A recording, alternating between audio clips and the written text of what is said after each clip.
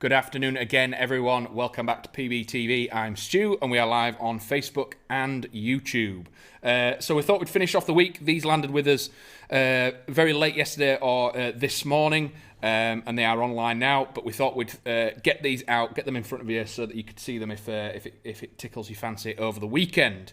So, what are they? Why do you want one? And what is it capable of? So this is the ASG Armalite M15. And it comes in two different variations. So there's the long one that's down here and the short PDW one that is in front of me. Again, we'll go through its features and then I'll go through what is slightly different with the longer version.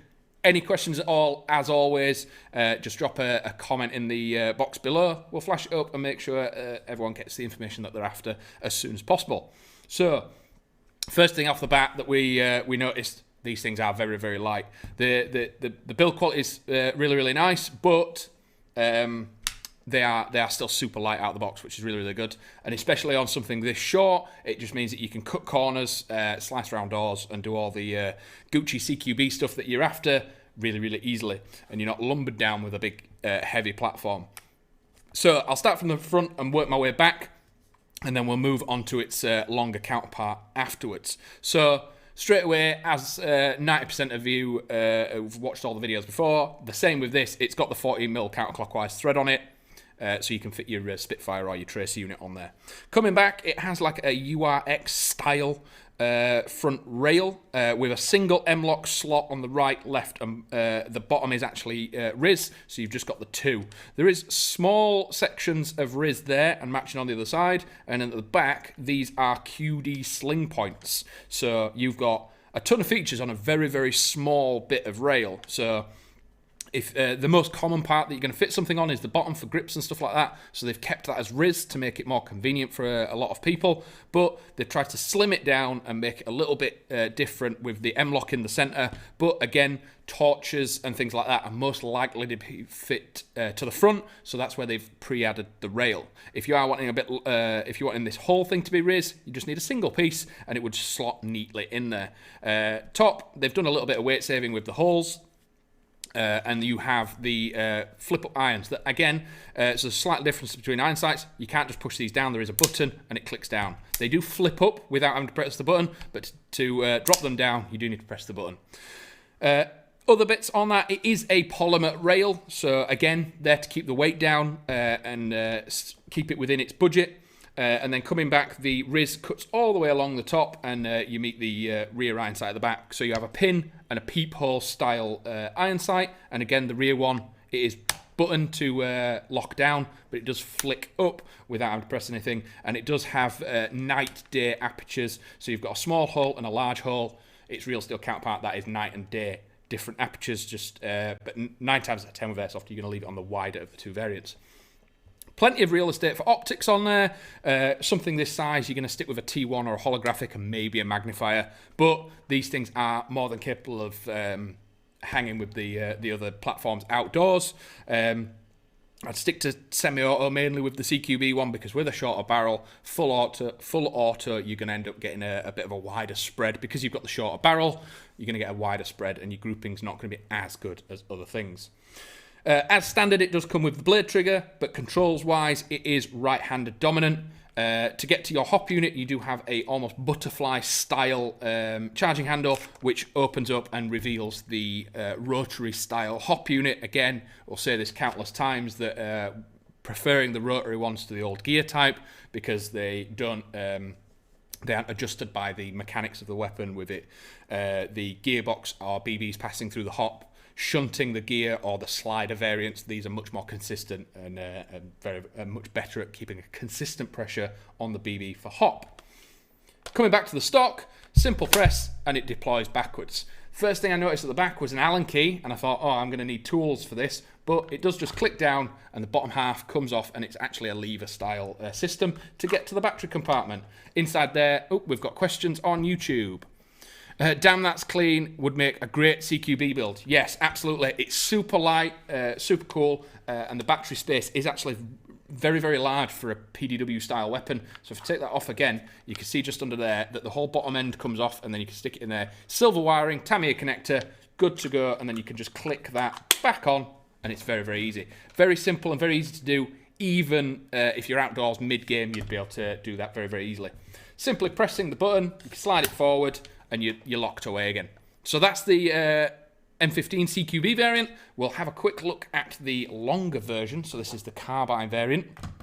Again, with situations like this, these are variants of each other. So the beating heart and the center of it here is exactly the same. So it's got the same gearbox, the same gears, the same bore of barrel, but the length is going to be slightly different.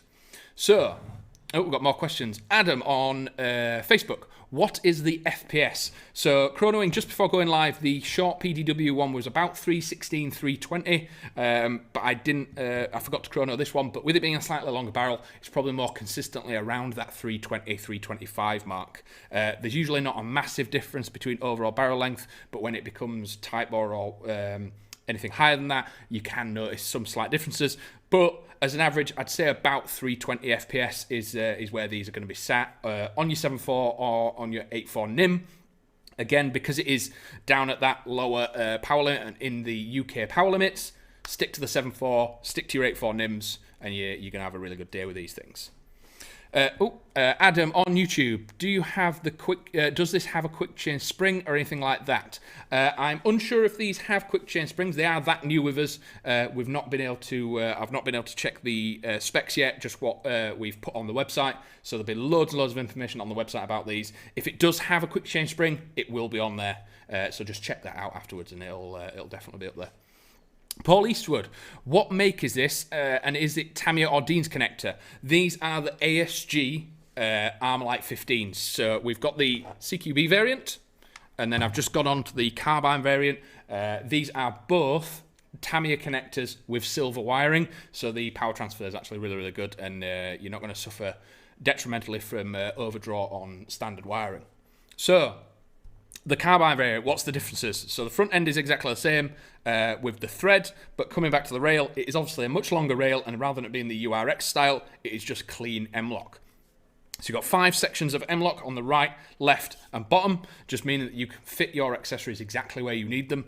In the box, you do get 2 M-lock sections that you can just place wherever you want. So if you have a torch and a grip, perfect. You are only adding that extra width and everything to the rail where it's needed. So coming on the top, we've got Riz rail across the top. Again, tons of real estate for your lasers, pec boxes, and everything like that. The iron sights are exactly the same as previous. Go up, click in place, and then the button, you have to press the button to bring them back down. The rail is polymer on this as well as the CQB one, coming into a polymer receiver as well, I believe. I think the upper is definitely polymer. Riz across the top into your similar rear iron sights. The charging handle is the butterfly style again, into a rotary style hop system. Exactly the same as its little brother down there. Right-handed dominant for the fire selector, safe, semi, full auto, and if you can hear it,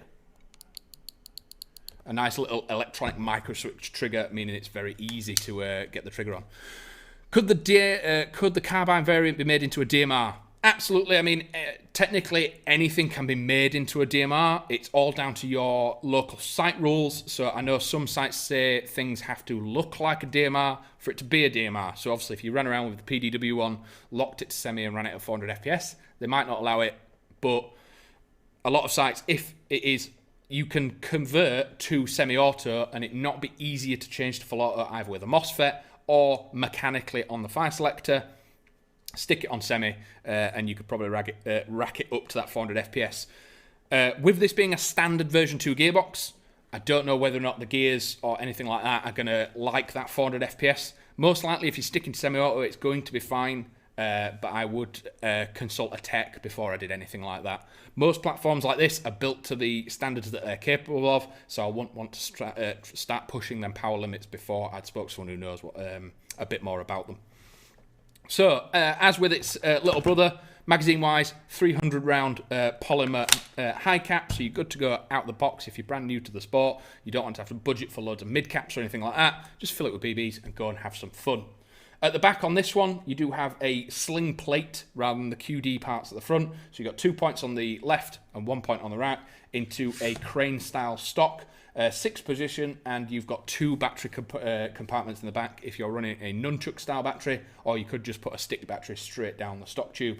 Very similar to the other one. It is Tamiya and it is silver wiring, so you've got that one of the more efficient power transfers, and you're not going to lose from draw, if that makes sense.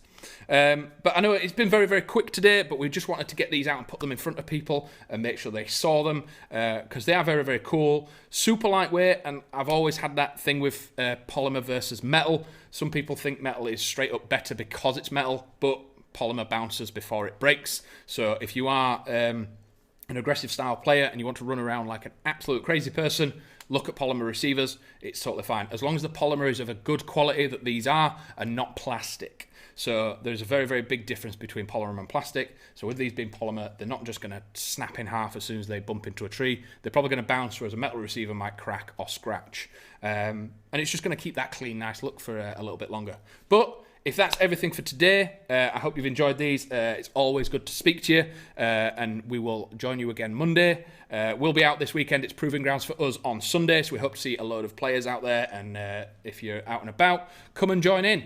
If that's everything, though, I will catch you again at 4 p.m. on Monday for another live stream.